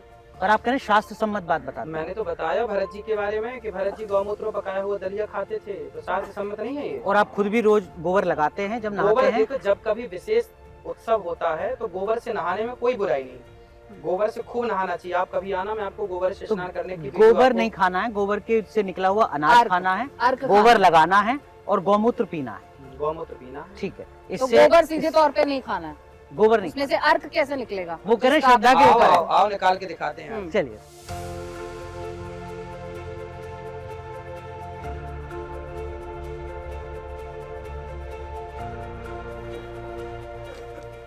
देखिए ये है गोबर। इधर। हाँ अब ये जो गोबर है इसका इसमें हल्का सा पानी मिलाया जाएगा और पानी मिला करके इसको निचोड़ दिया जाएगा, तो जो अर्क निकलेगा, जो इसमें से रस जो निकलेगा, रस निकलेगा, जो जल निकलेगा, हाँ। जो जल निकलेगा वो है गोबर का अर्क। फिर उससे गौमूत्र मिलाइए, उसमें दूध मिलाइए, उसमें दही मिलाइए, उसमें घी मिलाइए, और ये सब यदि आप पीते हैं तो निश्चित ही आपकी बहुत सारी बीमारियां, टीबी जैसी बीमारियां तो पंचगव्य पीने से टीबी समाप्त। ठीक हो जाएगा गोबर टीबी से। ठीक हो जाए। डॉक्टर बोलते हैं कि गौशाला में जाके सोइए, इसमें ऐसे बैक्टीरिया होते हैं, गुड बैक्टीरिया, जो कि आपके टीबी जैसी बीमारियों को ठीक कर देते हैं। अब आप फिर कोई अंधविश्वास को तो नहीं बढ़ा रहे हैं? आप जो गूगल करिए ना, गूगल टीबी के करिए। जो मरीज हैं गूगल नहीं को तो छोड़ क्या देते हैं। डॉक्टर के पास ना टीबी के जाकर जो टीबी मरीज का हैं- मरीज सिर्फ गौमूत्र पर निर्भर कर सकता है? यदि गौमूत्र आप पीते हैं और पंचगव्य पीते हैं, मैं बात पंचगव्य की कर रहा हूँ, यदि आप पंचगव्य पीते हैं, गौमूत्र पीते हैं, तो आपको टीबी जैसी बीमारियां हो ही नहीं तो सकती। डॉक्टर के पास नहीं जाना चाहिए? आपको होगा ही नहीं तो जाने की जरूरत ही नहीं है। नहीं, यदि अगर आप हो पीते गया। हैं नियमित, अगर हो गया, होगा ही नहीं। अगर हो गया नहीं होगा। ये यू टर्न है, नहीं। ये आचार्य जी यू टर्न। आचार्य जी अगर कोई होगा मरीज ही है, नहीं। ये तो- यदि आप नियमित पंचगव्य पीते हैं तो आपको टीबी होगा ही नहीं। आपने लेकिन आचार्य अगर जी भी किसी को बताया हो कि चुका- इसे अगर पियोगे तो टीबी ठीक हो जाएगा। मैं ये बिल्कुल। जानना चाह रहा हूँ, ये कहीं अंधविश्वास को तो नहीं बढ़ा रहे ये हैं? आप जाने अंधविश्वास अनजाने। नहीं है, ये प्राचीन परंपरा में यही उपचार थे। आज के 200 साल पहले कौन सा हॉस्पिटल में आदमी नहीं जाके होता इलाज था। करता था? हाँ। ये पहले आयुर्वेदिक ऐसे इलाज होते थे। गाय अपने आप में एक डॉक्टर है। ये सब बच्चों के रहने की व्यवस्थाएं हैं। बहुत बढ़िया। यहाँ बच्चे रहते हैं, नीचे भी बच्चा, ऊपर भी बच्चे यहाँ पढ़ते हैं। ऊपर भी 2 क्लास हैं, क्लास ऊपर भी है। अभी काम चल रहा है। अच्छा, ये बच्चे हैं 2-3 जरा एक बार इनसे अभी बात कर छुट्टी में लें। ये बच्चे गए नहीं हैं। कितने अभी आप लोग गए ना, घर नहीं गए ना? अच्छा क्या क्या पढ़ते हो यहाँ पर? अभी व्याकरण भागवत हो गई, लघु सिद्धांत, रुद्री अपना। तो कुछ हमें जरा सुनाओ। सुनाओ एक बार। हाँ। कुछ जो आपको याद है वो जरा सुनाओ एक बार। आप सारे आ जाओ साथ। बताओ आप क्या चीज सुना, क्या इनसे हम माहेश्वर सूत्र सुना दो शुरू से, अयोन से। नत्वा सरस्वतीं देवीं शुद्धां पुण्यां करोम्यहं पाणिनीय प्रवेशाय लघु सिद्धान्त कौमुदीम् अथ संज्ञा प्रकरणम् ऐ ऋ ऋ ए ओं ऐ औच हय भरट लट यमगणनं जबै गणदश जब गणदश खप चटत चटत कपय शश हल इति माहेश्वराणे सूत्राणेनादे संज्ञारथानि एषा मन्त्रायतः अकारादेष्वकार उच्चारणार्थ ललमध्ये ते संज्ञकः हलन्त्यम् उपदेशे अन्त्यं हलित् स्यात् उपदेशाद्योच्चारणं सूत्रेषु अधिष्ठं पदम् सूत्रान्तरादनुवर्तनीयं सर्वत्र अदर्शनं लोपः प्रसक्तस्य दर्शनं लोपसंज्ञं स्यात् तस्य लोपः तस्येतो लोपः स्यात् आदयोडाद्यर्थाः आदिरन्तेन सहेत अन्तेनेता सेता धर्मत्रिकानां तस्य संज्ञा स्यात् यथार्थे आयि वर्णानां संज्ञा एवमचल अलयत्यादयः ओकालो जरस्वदीर्घप्लुतः ओष ओष ओष बहवां कालकालो यस्य सोऽष्टमात् हरस्वदीर्घप्लुतसंज्ञः स्यात् सा प्रत्येकमुदात्तादिवेदेन त्रिणा उच्चैर्दातः निचैरनुदातः समाहारसरितः सा नवविधोऽपि प्रत्येकमनुनासिकत्वानुनासिकत्वाभ्यां द्विधा मुखनासिका वचनानुनासिका मुखनासिकनासिकयोच्चार्यमाणो वर्णोनुनासिकसंज्ञा स्यात् तदेताम् आयुर्येषां वर्णानां प्रत्येकमष्टादशभेदाः। बहुत सुंदर, बहुत सुंदर। चलिए आचार्य जी आपको क्या लगता है कि समाज में जब ये बच्चे बड़े होकर अपना योगदान देंगे तो वो कैसा समाज होगा? शिष्ट समाज होगा, संस्कारी समाज होगा। और ये बच्चे केवल वेद और व्याकरण ही नहीं, विज्ञान भी जानेंगे। और ये मैकाले वाला समाज नहीं होगा। ये मैकाले वाला समाज नहीं होगा।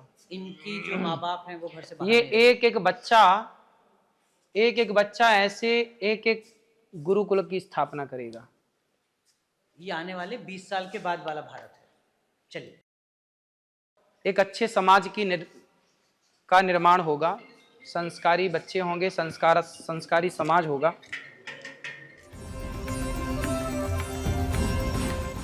अब गाने बनते हैं, तू हाँ कर या ना कर, तू है मेरी किरण। अब देखो, लड़की की ना हाँ से मतलब है ना से, पकड़ो और उसके साथ जो मन पड़े वो करो। एक गाना ऐसा हो सकता है बन गया। अरे जीना अगर जरूरी है तो पीना बहुत जरूरी है। मुझे पीने का शौक नहीं, पीता हूँ गम भुलाने को। मैं इस गोबर को बॉडी में लगाता हूँ। आप नहाने के टाइम पे आएंगी सुबह टाइम, तो मैं आपको स्नान करके बताऊंगा इससे गोबर का अर्थ। मैंने उससे गौमूत्र मिलाई, उसमें दूध मिलाई, उसमें दही मिलाई, उसमें घी मिलाई। यदि आप पंचगव्य पीते हैं, गौमूत्र पीते हैं, तो आपको टीबी जैसी बीमारियां हो ही नहीं। तो डॉक्टर के पास नहीं जाना चाहिए? आपको होगा ही नहीं तो जाने की जरूरत ही नहीं। कथावाचक अनिरुद्धाचार्य महाराज सनातन धर्म के प्रचार प्रसार में जुटे हैं, इसलिए वो अपने बयानों में सनातनियों से जुड़े मुद्दों को जोरदार तरीके से उठाते हैं। लेकिन ऐसा करते हुए वो कई बार ऐसे बयान दे देते हैं जिससे खास वर्ग की भावनाएं आहत हो सकती हैं। संत का संदेश, भारत है हिंदुओं का देश। ये देश मौलानाओं का थोड़ी है, ये देश भारत सनातनियों का देश है। तो मौलानाओं के हिसाब से चलेगा ये देश, तो कि सनातन के हिसाब से चलेगा?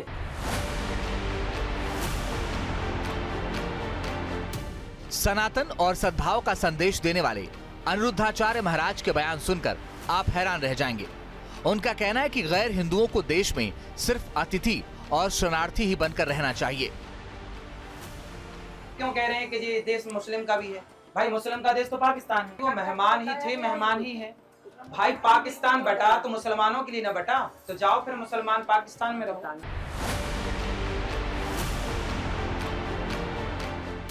लेकिन जब अनिरुद्धाचार्य महाराज से ये सवाल किया जाता है कि आखिर मुस्लिमों को क्यों पाकिस्तान जाना चाहिए, भारत उनका देश क्यों नहीं, तो इस पर महाराज का तर्क ये है कि जो भारत माँ की जय नहीं बोल सकते वो कैसे इस देश के हो सकते हैं।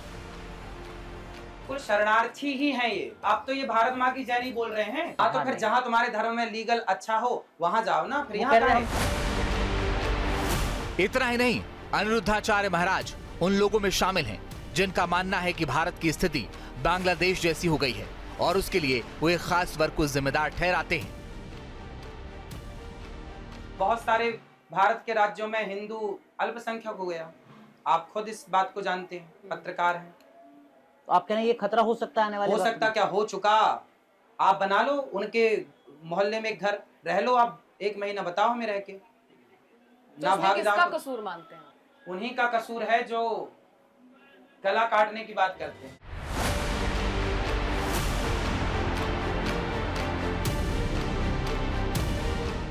और इसलिए कथावाचक अनिरुद्धाचार्य चाहते हैं कि भारत के संविधान से सेकुलर शब्द को हटा दिया जाए।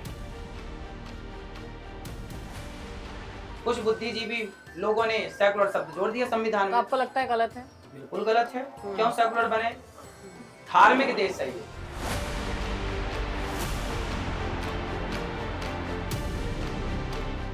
आगे आपको अनिरुद्धाचार्य महाराज के कुछ और ऐसे ही सुलगते बयान सुनाएंगे।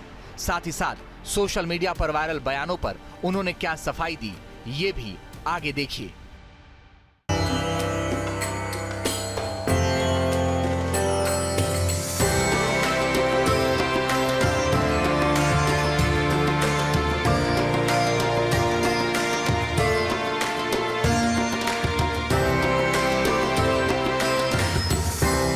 भैया आओ मेरी माँ। कैसी हैं आप? बहुत अच्छे हैं। स्वास्थ्य ठीक है आपका? ठीक है। कोई कष्ट?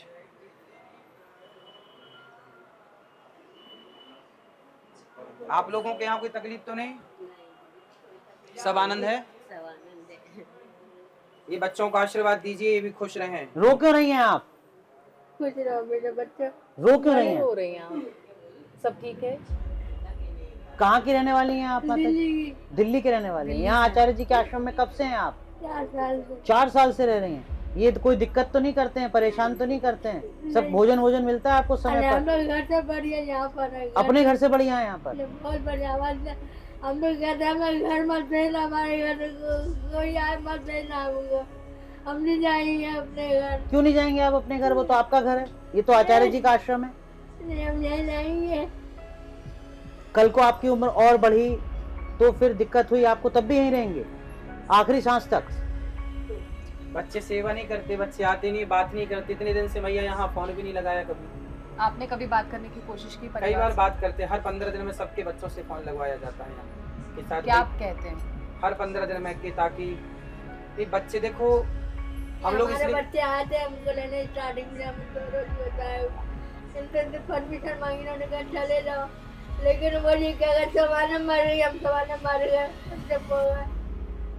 चलिए अब चुप रहिए, प्रेम से आनंद से रहिए। बेटे को समझाएंगे, समझाते रहते हैं हर 15 दिन में कि मैया आके ले जाओ अपने बच्चों को। ठीक है मैया, आप खुश?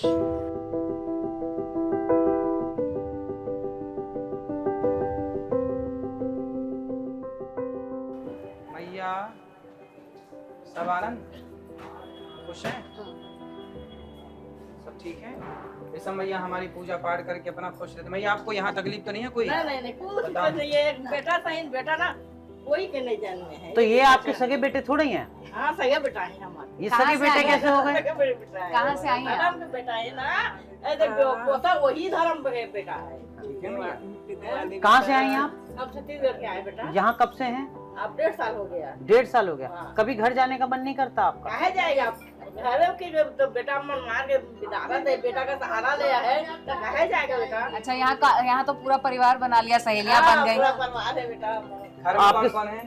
घर में तो बेटा है बेटा। 2 बेटे हैं। 2 बेटे हैं। तो आचार्य जी आपके साथ थोड़ा समय बिताते हैं, हाँ। बात करते हैं, आपसे आते हैं आचार्य जी मिलने कभी कभार? आते हैं। रोज आते हैं? रोज कालो आ रहा है, आज आया है। कभी कोई समस्या हो आपको तो वो समस्या सारी खत्म हो जाती है। हाँ। तो अब यहाँ से वापस घर नहीं जाएंगे? अब कहे जाएगा? क्यों नहीं जाएंगे घर कभी? अब आपकी उम्र और ज्यादा बढ़ी, दिक्कत हुई। कहे जाएगा बेटा, कहे जाएगा आप? अभी ना तो बेटा एक फोन नहीं करता है, आजा मैया करके। 1.5 साल हो गया, छोटे बहुत दुख करके हम पढ़ाया है, माटी बोके पढ़ाया है, वो खोज नहीं करता है, तब कहे जाएगा? 2 बछर हो गया इधर आया आप है। जब रोजाना आते हैं या जब भी आपको समय मिलता है, आप आते हैं तमाम महिलाओं से मिलने के लिए, आपकी कैसी बॉन्डिंग रहती है? जैसे आप आते हैं, आप हमें भूल जाइए कि हम हैं, नहीं कैमरा हम है। तो देखो माताओं से जैसे रोज मिलते हैं वैसे भी आज ही मिल रहे हैं। हाँ। महिला जो ये समझ रही है कि उसके बच्चे उसकी सेवा नहीं कर रहे हैं, तो सनातन में उनके लिए कितना स्कोप है और कहाँ कहाँ क्या संभावना है? सभी माओ के चरण दबा के चरणों की सेवा करते हैं। ऐसे करता है बेटा, कहीं नहीं। उनके जैसा बेटा कहीं नहीं। हाँ, कहीं नहीं है बेटा। इधर आ जाइए, आप बैठ जाइए, बैठ जाइए। बैठ जाइए। मैं ये बैठ। अम्मा, परिवार में और कौन कौन है?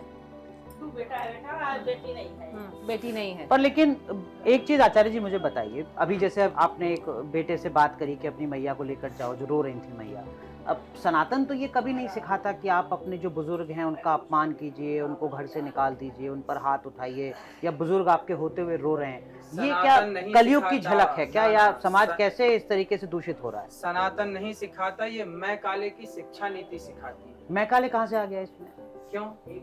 भारत में शिक्षा नीति किसने लागू की? मैं काले दिन फिर तो उसने तो लागू की कि गा से गधा पढ़ाओ, उसी तो ने लागू की कि इस तरह की गतिविधि। हमारे यहाँ क्या होता है, हमारे यहाँ वेद में पढ़ाया जाता है मातृ देवो भव, पितृ देवो भव, अतिथि देवो भव, आचार्य देवो भव। अब बताइए किस सिलेबस में ये पाठ है? पहली से लेकर के आप पूरे कॉलेज का पूरा सिलेबस उठाइए, मातृ देवो भव कहाँ पढ़ाया जा रहा है? जब मातृ देवो भव नहीं पढ़ाया जाएगा तो क्या पढ़ाया जाएगा? जब मातृ देवो भव नहीं पढ़ेंगे बच्चे तो फिर माँ के प्रति सम्मान और श्रद्धा कहाँ से आएगी? पर लेकिन लेकिन ये आचार्य तो जी एक इंसान जिज्ञासा को- मेरे मन मैं में काले ने हाँ। ऐसी शिक्षा नीति लागू कर दी जो कि भारतीय शिक्षा से बिल्कुल मैच नहीं करती। हमारे यहाँ वेद पुराण दर्शन जो हमारा विज्ञान था, अब देखिए हमारे यहाँ वैदिक गणित है, वैदिक गणित। आज विज्ञान के पास जो गणित है वो गणित इतनी कारगर नहीं है जितनी वैदिक गणित है। अब देखिए ना, आज के 100 साल पहले भी हमारे वैज्ञानिकों को मतलब ऋषियों को पता था कि चंद्र ग्रहण कब पड़ेगा, सूर्य ग्रहण कब पड़ेगा। आज तो सैटेलाइट से देखा जाता है, माइक्रोस्कोप से देखा जाता है, पहले तो नहीं था माइक्रोस्कोप और सैटेलाइट।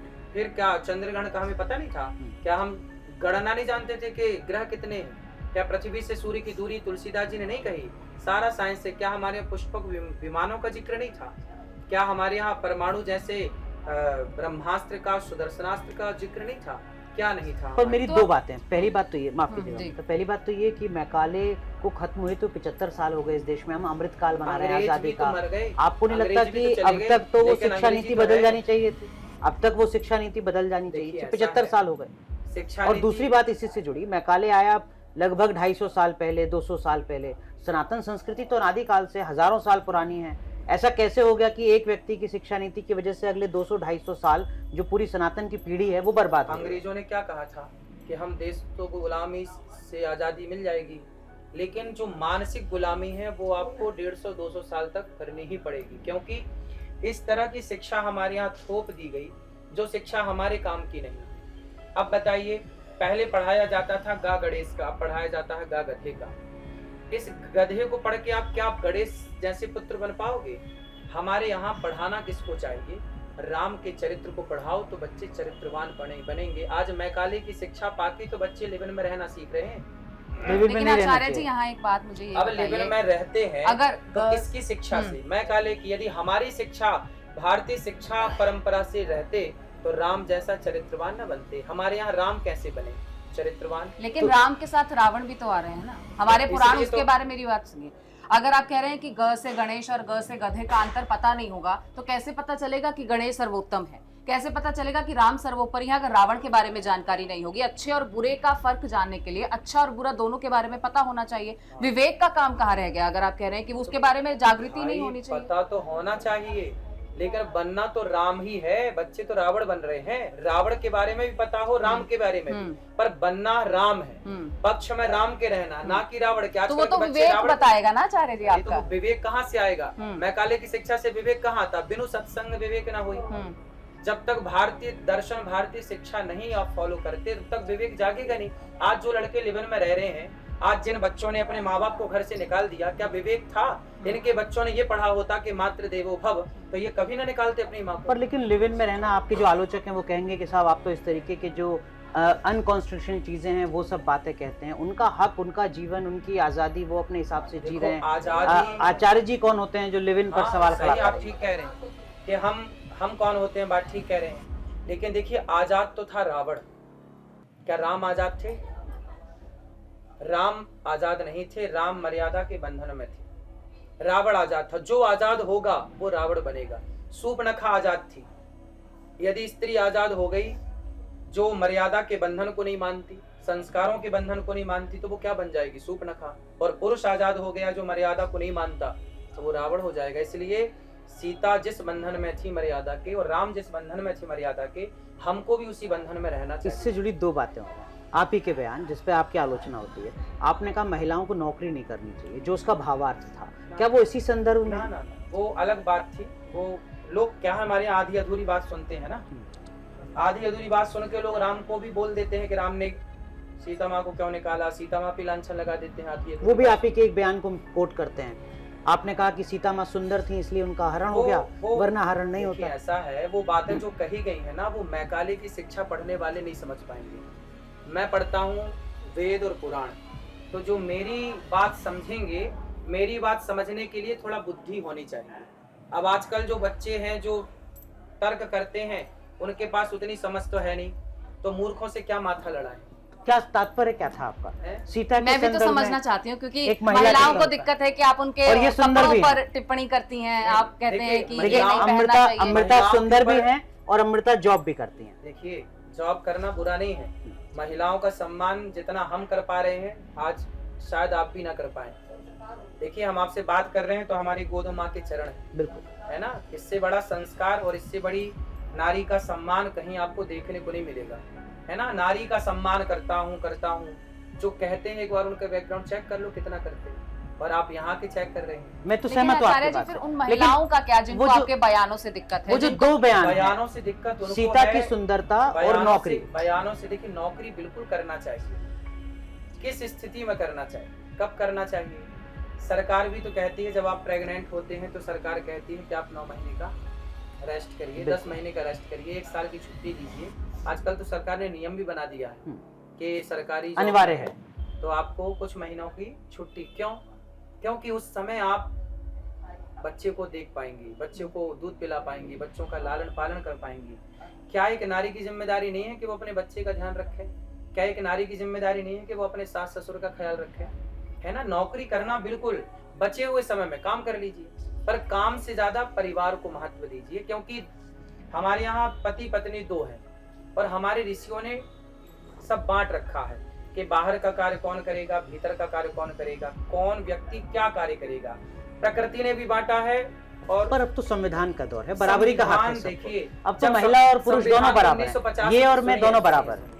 संविधान 1950 में लागू हुआ 26 जनवरी जी जी। तो क्या उसके पहले सृष्टि नहीं थी, संसार नहीं था, आप नहीं थे, हम नहीं थे? क्या उस समय आपके माँ बाप नहीं थे? क्या उस समय लोग खाते नहीं थे, पीते नहीं थे, बच्चे पैदा नहीं होते थे? क्या नहीं था? संविधान के पहले का दुनिया नहीं थी? संविधान बना तो ही दुनिया प्रकट हुई। तो मेरा बतौर महिला काम करना गलत है? बिल्कुल करना चाहिए काम। लेकिन इनकी शादी लेकिन अगर हो जाए, अगर मेरी शादी हो जाए तो जब आप प्रेग्नेंट होंगी, जिस दिन डिलीवरी होगी उस दिन रेस्ट करेंगी, काम करेंगी। तो लेकिन उन 9 महीनों में तो मेरी इच्छा होगी ना, अगर मैं बच्चे को ठीक से कैरी कर पा रही हूँ और मैं नौकरी भी कर पा रही हूँ तो मैं करूंगी। वो तो मेरी भी तो आजादी है ना कि सरकार नौकरी का है, फिर छुट्टी क्यों दे रही है सरकार? फिर सरकार से बोले छुट्टी रद्द करिए। बहुत सारी महिलाएं आचार्य जी हैं जिनके शरीर उनका साथ नहीं देते। वो अगर या तो प्रेगनेंसी संभाल सकती हैं या वो नौकरी संभाल सकती हैं। लेकिन अगर कोई सक्षम है, सहमत है ना, तो वो शरीर के ऊपर निर्भर करता है ना, उस पे आप सामाजिक बाधा नहीं लगा सकते। वो मेरे शरीर की सामर्थ्य है कि मेरा शरीर अगर सामर्थ्य है, वो कर सकता है नौकरी भी और बच्चा भी संभाल सकता है, तो वो संभालेगा। अगर वो सामर्थ्य नहीं है, देखिए फिर तो स्थितियां ये करती हैं कि झांसी की रानी ने पीठ में बच्चे को बांधा और लड़ाई लड़ी। फिर तो सिचुएशन जब आएगी तो सब करना ही पड़ता है। फिर तो झांसी की रानी पीठ में बांधी थी बच्चे। आज मजदूरों को देखिए कि वो कितनी स्त्रियां के सिर पे तसला होता है, विकट परिस्थिति है ना, और पीछे बच्चा बंधा होता है। और वही झांसी की रानी है जिनके लिए कहा जाता है खूब लड़ी मर्दानी, वो तो झांसी वाली रानी। हम तो आपसे कह रहे हैं जूझू ना बनो, झांसी की रानी बनो।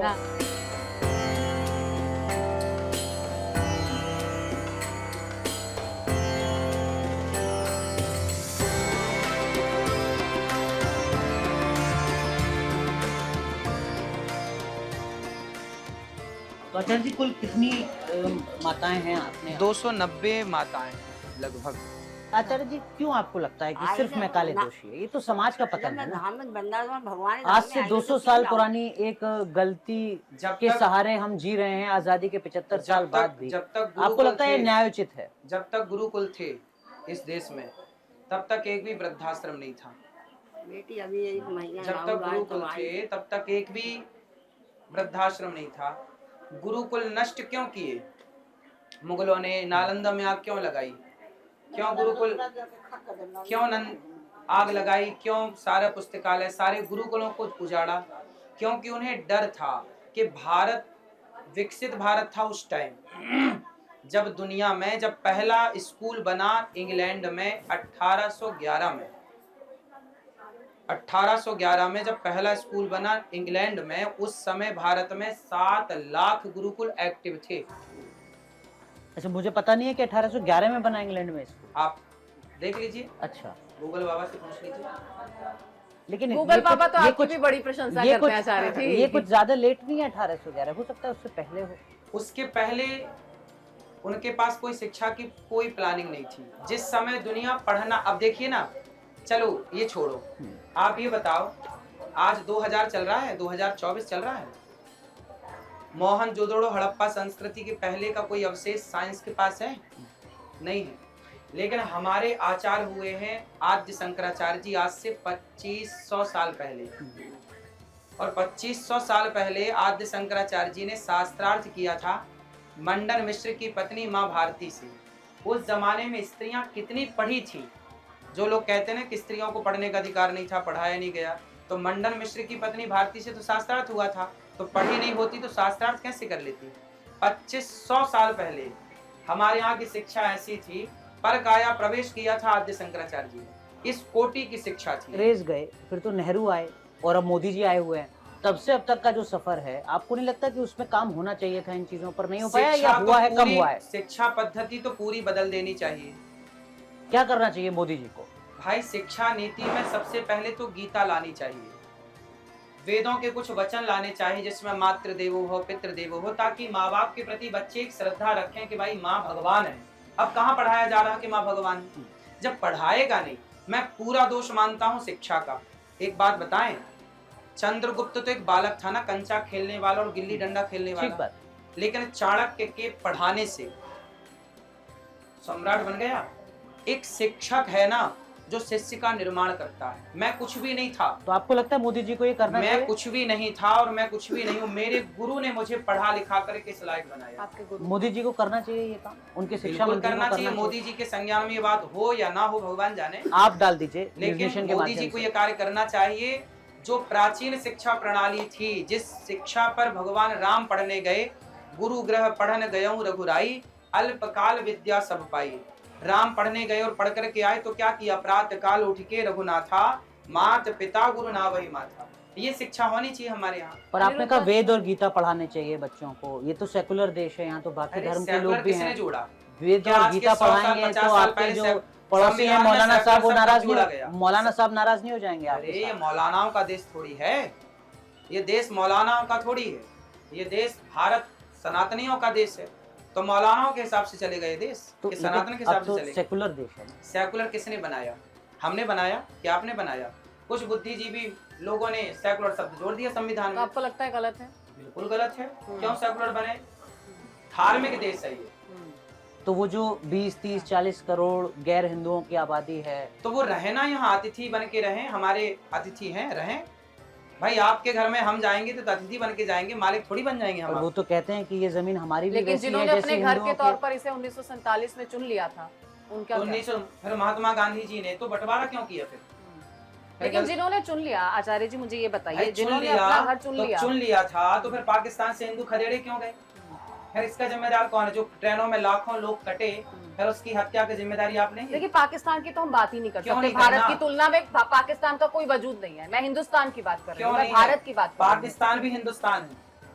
पाकिस्तान वो था। हिंदुस्तान कैसे आचार्य जी? क्यों? अभी भी है पाकिस्तान हिंदुस्तान? भाई ये बताइए कि जब देश बटे तो किस आधार पर? धर्म के आधार पर? नहीं, इसलिए बटा गया कि भाई मुस्लिम यहाँ रहेंगे, हिंदू वहाँ रहेंगे। धर्म के आधार पर। तो क्यों बटा? और जब बटा तो फिर ठीक से बटा। अब आप क्यों कह रहे हैं कि ये देश मुस्लिम का भी है? भाई मुस्लिम का देश तो पाकिस्तान है। लेकिन लेकिन जो आप कह राष्ट्र रहे हैं, सर्वोपरि की एक लेकिन- भावना है। अगर लेकिन आप राष्ट्रीय अमृता, अपने आप को कहलाते हैं, जो आप कह रहे हैं इसका मतलब ये आप ये चाहते हैं कि इस देश में जो गैर हिंदू हैं वो शरणार्थी, मेहमान, टेम्परेरी व्यवस्था में भाई रहे? वो मेहमान ही थे, मेहमान ही है। भाई पाकिस्तान बटा तो मुसलमानों के लिए ना बटा, तो जाओ फिर मुसलमान पाकिस्तान में रहो। तो अब मौजूदा सरकार को क्या करना चाहिए मुसलमानों पाकिस्तान के भेजना साथ? चाहिए सबको। तो फिर सारे हम बिस्मिल मुसलमानों साहब को। की बात करें, कलाम साहब की बात करें, ये तो धरोहर है हमारे देश की। हाँ तो धरोहर बिल्कुल रहेंगे तो सदा। तो फिर इनके जैसे रहे ना, इनके जैसे बन के रहे। तो कैसे हैं तो आपके सबको एक हिसाब से? तराजू में कैसे तोल सकते हैं? क्यों? नहीं, आपके हिसाब से तो कैसे फिर हैं? दंगे क्यों हो रहे हैं? दंगे रुकवाइए।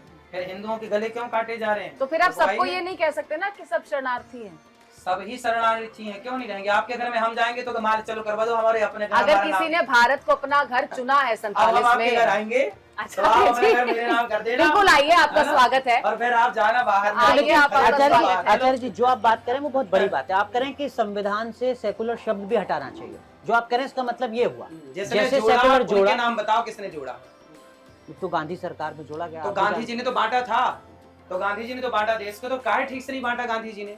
फिर गांधी जी से बांटना नहीं आया ठीक हैं। तो से। सेकुलर शब्द संविधान से हटना चाहिए बिल्कुल हटना चाहिए। और क्यों? मुसलमानों को शरणार्थी की तरह रहना चाहिए। बिल्कुल शरणार्थी ही है ये। रहना क्या चाहिए? लेकिन जिन्होंने शरणार्थी ही आजादी है। के लिए अपनी कुर्बानियां दी, तो बहुत जो सारे दी तो मुसलमान भी भाई अब तो ये भारत माँ की जय नहीं बोल रहे हैं। जो बोल बोल रहे हैं रहे- उनका क्या हाँ तो कसूर? जो बोल रहे हैं वो रहे नहीं, वो कह रहे हैं कि हमारे धर्म में इसका वो नहीं है, हाँ तो प्रावधान फिर नहीं। जहाँ तुम्हारे धर्म में लीगल अच्छा हो वहाँ जाओ ना। फिर वो यहाँ कह रहे हैं का हम है। मूर्ति पूजा नहीं करते हैं। हाँ तो हम- जहाँ नहीं करते वहाँ जाओ। हम तो लोग करते हैं, तो हम लोगों के साथ क्यों रह रहे हैं? फिर वहाँ जाए जहाँ पर नहीं होती। अपने अपने लोग एक साथ रहे। हम लोग जो करते हैं मूर्ति पूजा, हम लोग एक साथ रहेंगे। तो फिर वसुधैव कुटुंबकम का कॉन्सेप्ट क्या तो है? भाई हम तो तैयार हैं गले लगाने को। हम तो कहते हैं कि रघुपति राघव राजा राम आप तो सबको कह रहे हैं समान। चले जाइए। तो भाई जब मान नहीं रहे हैं आप, तो क्या करें? नहीं, मैं तो मान रही हूँ गुरुजी। फिर तो आपको लगता है कि अगर ऐसे ही हालात बने रहे तो जो एक वर्ग है वो कहता है कि देखो जो स्थिति आज बांग्लादेश की है वैसी स्थिति कभी भारत की भी हो सकती है? हो सकती आपको क्या? ऐसा हो डर गई। सताता है? हो सकती क्या? बहुत सारे भारत के राज्यों में हिंदू अल्पसंख्यक हो गया। आप खुद इस बात को जानते हैं, पत्रकार हैं। तो आप कह रहे हैं ये खतरा हो सकता है आने वाले हो वक्त सकता में? क्या, हो चुका। आप बना लो उनके मोहल्ले में एक घर, रह लो आप 1 महीना, बताओ हमें रह के, तो ना इसमें भाग किसका जाओ। कसूर मानते हैं? उन्हीं का कसूर है जो गला काटने की बात करते हैं। यदि प्रेम से रहें तो हम लोग तो देखिए प्रेम वाले लोग हैं। मोहम्मद गौरी को पृथ्वीराज ने कितनी बार क्षमा किया, लेकिन फिर भी तो उसने एक बार भी नहीं छोड़ा, फोड़ दी आंखें पृथ्वीराज की। फिर हम तो क्षमा वाले लोग हैं, क्षमा करके रखे तो आप तो छाती पे चढ़ रहे हो।